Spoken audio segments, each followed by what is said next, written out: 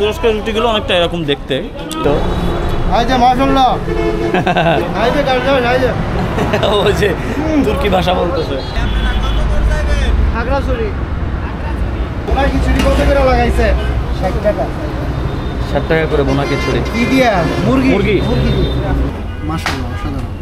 শুধুমাত্র যদি এই খিচুড়ি আর গরুর গোশত খাওয়ার জন্য ঢাকা থেকে শুধু বাইক চালিয়ে এখানে আসি, লস হবে না। ওকে, যাবে 200 টাকার তেল। চেয়েছিলাম সকাল 7টার আগে ঢাকা ছাড়তে, কিন্তু মাঝার আসতে দেরি করে। বাইকে যতদূর যাওয়া যায় আজকে সারাদিন ঘুরবো এবং সারাদিন ঘুরে সন্ধ্যার পরে ব্যাক করবো। তবে টার্গেট আছে ফেনী পার হয়ে যতদূর যাওয়া যায় আর কি। 3টা পর্যন্ত বাইকেই শুধু যেতে থাকবো, এরপরে আমরা ব্যাক করা শুরু করবো। আমার সাথে আছে, পরিচয় করিয়ে দিই, ও হচ্ছে এখন টেলিভিশনে আছে সাংবাদিক হিসেবে, রিপোর্টার। আর আমিও এখন টেলিভিশনে আছি, আমরা দুজনই সাংবাদিক। তো একসাথে ঘুরতে বেরিয়েছি, যতদূর যাওয়া যায় পুরো জার্নিটা শেয়ার করবো। চেয়েছিলাম সকাল 7টার আগে ঢাকা ছাড়তে, কিন্তু মাঝার আসতে দেরি করে। আমি তার জন্য ওয়েট করতে করতে করতে সে 7:30টার সময় আমাকে পিক করছে। এই হচ্ছে অবস্থা, নাহলে আমরা এতক্ষণ ঢাকা পার হয়ে যেতাম। আমরা আছি এখন হানিফ ফ্লাইওভারে। হানিফ ফ্লাইওভারের সকালের দৃশ্যটা অসাধারণ। পূবের সূর্য সে সৌন্দর্যকে আলোকিত করেছে। এর আগে এই ফ্লাইওভার আমি অনেকবার ব্যবহার করেছি, কিন্তু এত সুন্দর করে প্রথম আবিষ্কার করলাম। বাইকে করে যাচ্ছি বলে এই সৌন্দর্যটা ধরা পড়ল।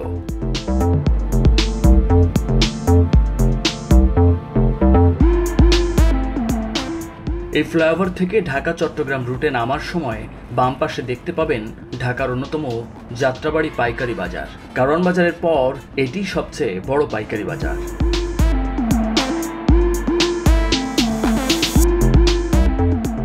আমরা এখন হানিফ ফ্লাইওভারের টোল দিব। টোল প্লাজা চলে আসছে। সেই টোল প্লাজা কিন্তু যে 5 আগস্টের সময় আগে যে টোল প্লাজা একবার পুড়িয়ে ধ্বংস করে দেওয়া হয়েছিল। এখানে কত টোল?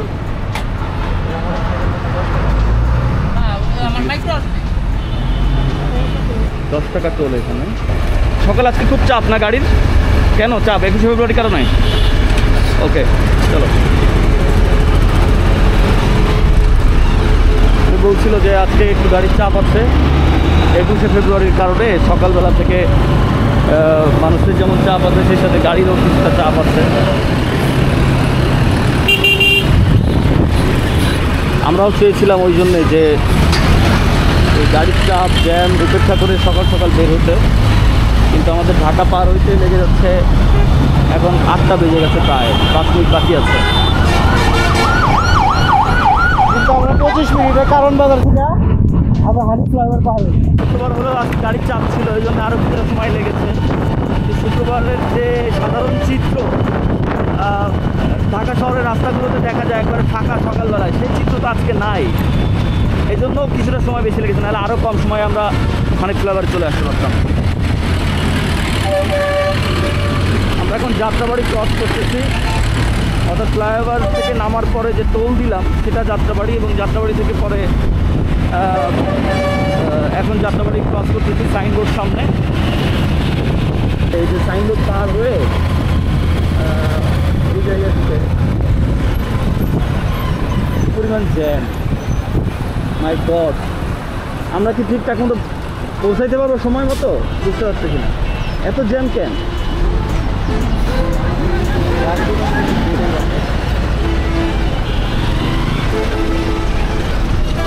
প্রচুর জ্যাম।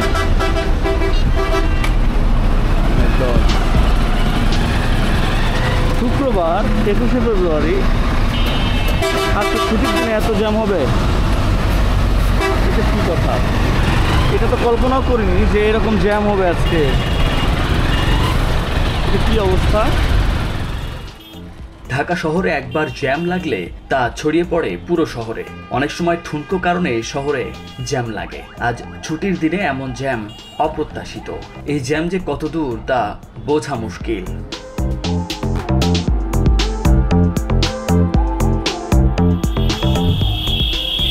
আমরা আজকে পুরো ফেসে গেলাম, এত জ্যাম। কল্পনা করতে পারিনি যে এত জ্যাম হবে।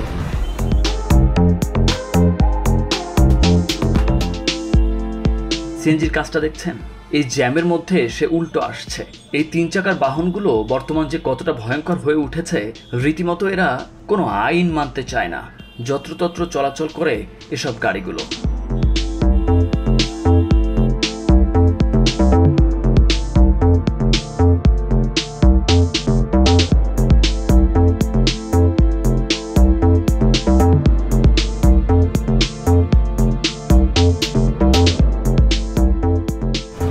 অবশেষে আমাদের জ্যাম থেকে মুক্তি মিলল। প্রায় 15 মিনিটের বেশি আমরা জ্যাম অতিক্রম করলাম। মানে মাঝার যেভাবে চালাইতো জ্যামের ভিতর দিয়ে গাড়ি, এরকম না হলে হয়তো আরও বেশিক্ষণ সময় লাগতো। তো প্রায় 3.5 কিলোমিটার মতো আমরা জ্যাম পেয়েছি, সেটা অতিক্রম করতে আমাদের প্রায় 15 মিনিট বেশি সময় লেগে গেছে। অবশেষে মুক্ত হইলাম।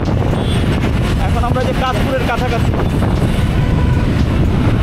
ঢাকা চট্টগ্রাম হাইওয়েতে, এই যে আমরা কাশপুর ব্রিজ। আচ্ছা, এই হাইওয়েতেও যখন এরকম উল্টা আসে ইজি বাইকগুলা, সিএনজিগুলা, তখন আসলে খুব মানে বিপজ্জনক আর কি। এত কিছুর পরেও এরা উল্টা আসবেই। আমরা ঘুরতে বেরিয়েছি, না শীত না গরম, নাতিশীতোষ্ণ যাকে বলে। এখানে আবার একটু জ্যাম দেখতেছি। ঢাকা চট্টগ্রাম মহাসড়কে এত গাড়ির চাপ থাকে, কখন কোন জায়গায় মানে জ্যাম হয়ে যেতে পারে এটা বলা খুব মুশকিল। এই যে কাশপুর ব্রিজ থেকে নামতে না নামতেই আবার জ্যাম শুরু। মানে আজকে ছুটির দিন হওয়ায় যেখানে সেখানে গাড়ির চাপ, যেখানে সেখানে আসলে জ্যাম। খুবই মানে ভয়ঙ্কর অবস্থা। আমরা কখন পৌঁছাবো, অবশ্য আমাদের মানে ওইরকম তাড়া নাই যে নির্দিষ্ট গন্তব্যে যাওয়ার যে তাড়া থাকে, সেই তাড়াটা আমাদের নাই। আমরা যতদূর যেতে পারি, তবে একটা উদ্দেশ্য তো নিশ্চয়ই আছে যে ফেনী পার হয়ে আমরা একটু সীমান্তবর্তী এলাকাতে যেতে চাই, কিন্তু সেই জায়গায় কখন পৌঁছাবো সেটি একটা বড় প্রশ্নের বিষয়।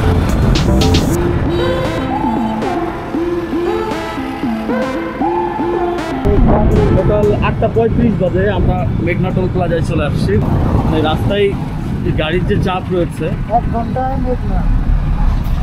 আমরা কারণ বাজার থেকে রওনা দিয়ে এই যে 1 ঘন্টায় আমরা মেঘনা টোল প্লাজায় আসলাম।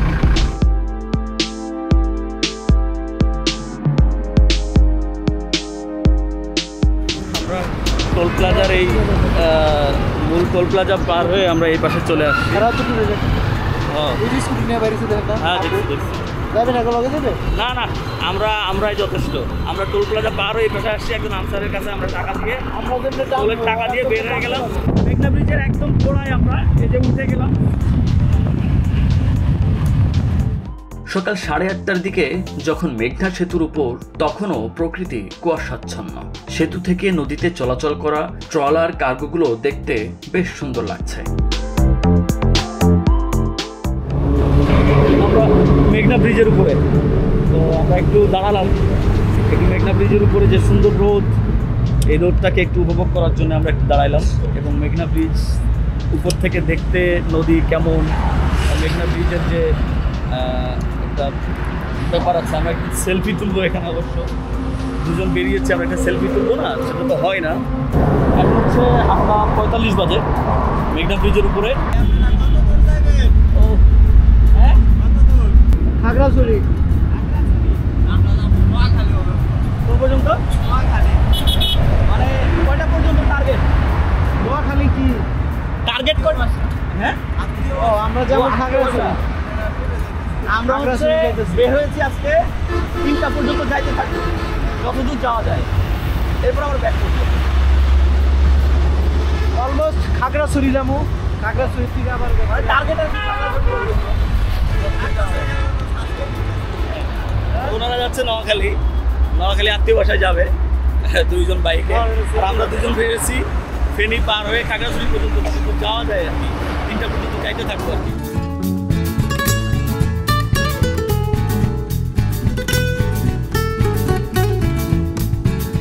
বাইকে ভ্রমণ করার এই একটা মজা যে প্রকৃতির পূর্ণ স্বাদ গ্রহণ করা যায়।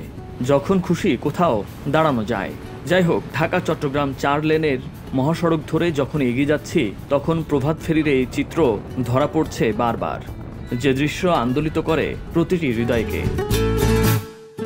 কুমিল্লা দাউদকান্দি চলে আসছি, এখন বাজে 9টা, অর্থাৎ মেঘনা ব্রিজ থেকে আমাদের 15 মিনিট লাগলো।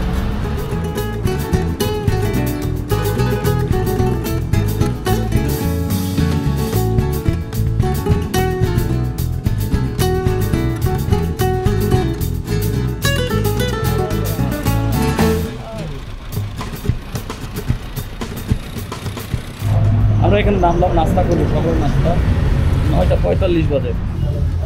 আসসালামু আলাইকুম। জায়গার নাম কি এটা? হ্যাঁ, বুড়িচং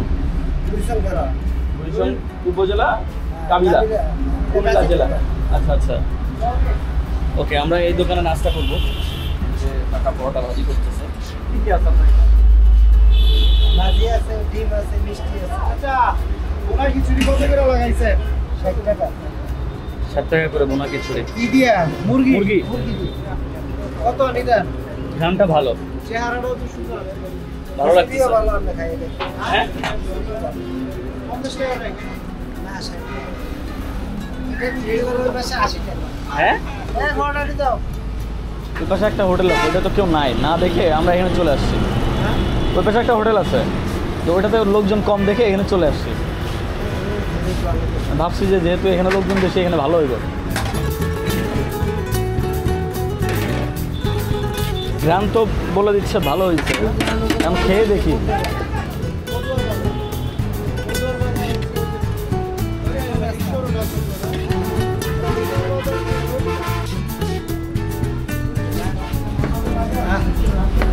বিসমিল্লাহ।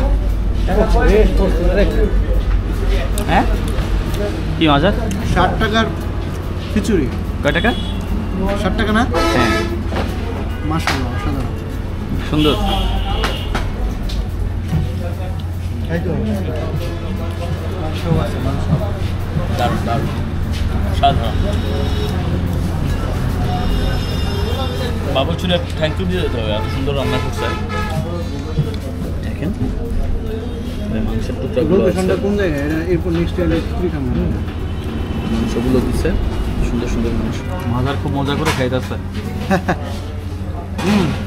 প্রথমত হচ্ছে আমাদের জন্য আবার চনার ডাল নিয়ে আসছে, দেখি।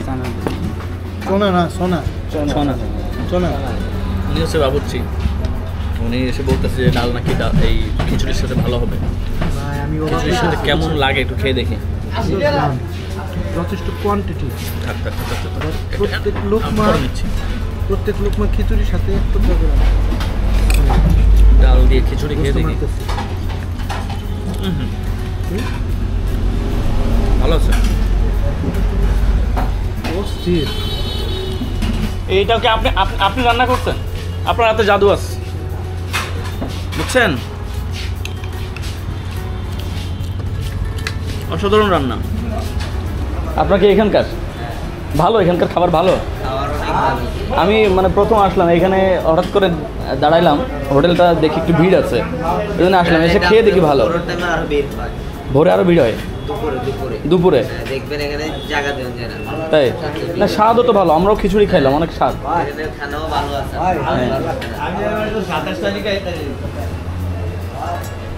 এই হোটেলের প্রশংসা তো শুনে আমরা একেবারে ইয়ে হয়ে যাচ্ছি। ও মাই গড, এই যে জিলাপি, একদম রসগোল্লা, এগুলো কি সব আপনি কারিগর? না, এটা মিষ্টি করে আলাদা, আমি হইলাম বাবুর্চি। আচ্ছা আচ্ছা।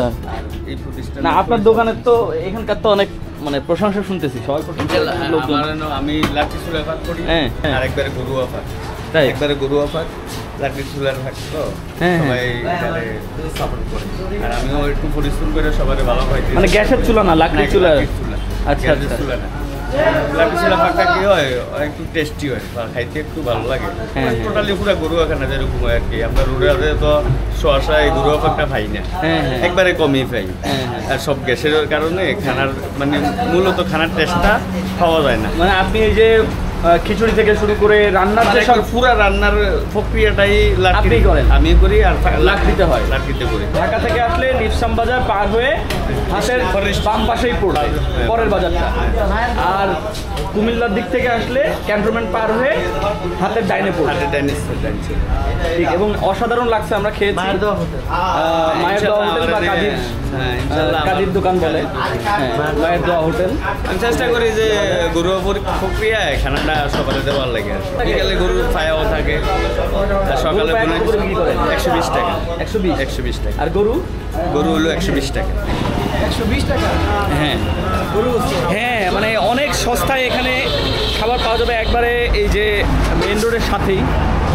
এই রাস্তায় যাওয়ার পথে তো এখানে খাবোই, হ্যাঁ, কিন্তু শুধুমাত্র যদি এই খিচুড়ি আর গরুর গোস্ত খাওয়ার জন্য ঢাকা থেকে শুধু বাইক চালিয়ে এখানে আসি, লস হবে না। ওকে, যাবে 200 টাকার তেল। আপনি এখানে প্রতিদিন খান? হ্যাঁ, প্রতিদিন মেলার মাঠে দুপুরবেলা এসে দাঁড়ায় থাকতে হবে? দুপুরে দাঁড়া থাকতে হবে।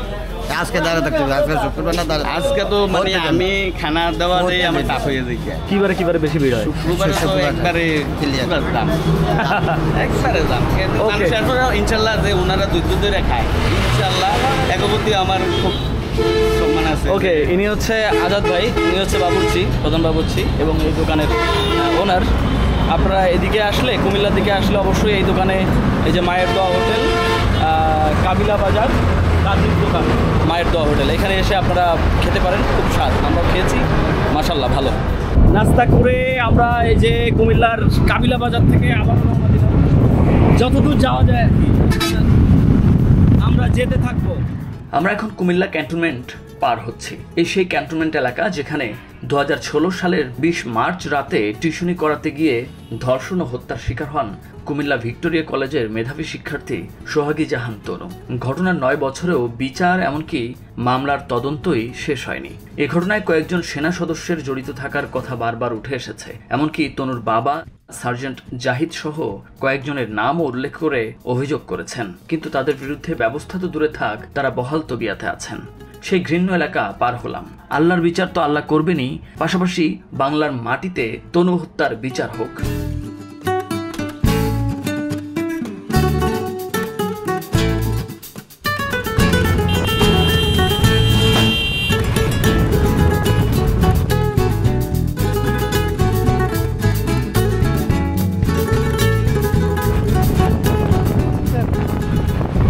দাম করে সিগন্যাল দিছে, দিয়ে চাপা দিছে।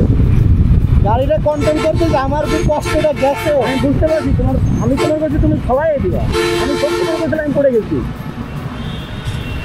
কারণ ও যেভাবে ইয়ে করছে, তুমি যেভাবে মানে নিচে নামায় দিচ্ছ, ওখানে যে বালু রয়েছে, বালুতে তোমার চাকা স্লিপ করে পড়ে যায় না, এটা তো বড় কথা। আমি তো 19-20 আসছিলাম, 19-20। কিন্তু ওর তো চরম ভুল ছিল, ও এইভাবে কেন মানে না দেখে যে চাপাইলো, এটা তো ঠিক হইলো না। এটা হচ্ছে প্রাইভেট কার বা এই যে হাইস গাড়ি মাড়ি এগুলো যারা আছে না, প্রাইভেট কার যারা, এরা হচ্ছে এরকম। ওদের মনে হয়েছে এখান থেকে ডাইনে যাবে, ধাম করে সিগন্যালটা দিয়ে চাপায় দেয়। ওদের একদম বডির সাথে কে আছে ওটা দেখে না, ধাম করে চাপায় দেয়। এরপরে বলবো যে আমি তো সিগন্যাল দিছি, আপনি দেখেন নাই কেন? হ্যাঁ, ও বলবো যে আমি তো ইন্ডিকেটার দিছি, আপনি দেখেন নাই কেন? ইন্ডিকেটার দিছো তুমি কখন ভাই? তুমি তো দিছো আমি যখন তোমার বডির ওইখানে, তখন। এগুলো হচ্ছে একটা ব্যাপার যে গাড়ি, ও এই হাই রোডে গাড়ি করবো, ভাঙা দিব, কত দেখবো তেলের পাম্প এখান থেকে আরো 100 মিটার দূরে দেখবো।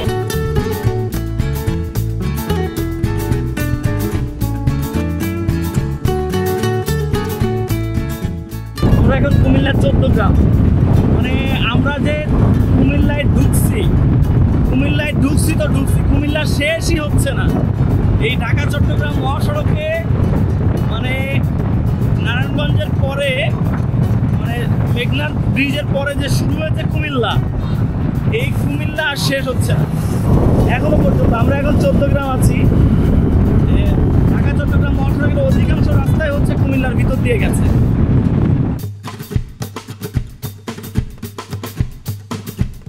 উল্টো আসার চিত্র দেখেন।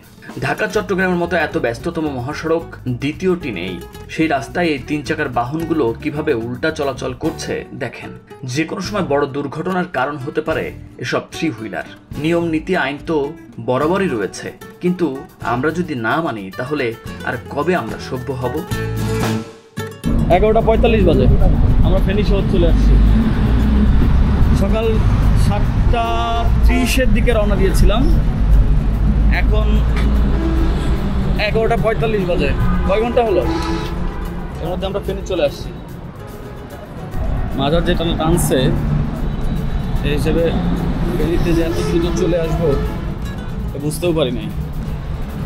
আচ্ছা, এইখানে একটি দোকান আছে ফেনী বাজারের এখানে, এটা হচ্ছে ক্যাফে হাজি মোস্তফা।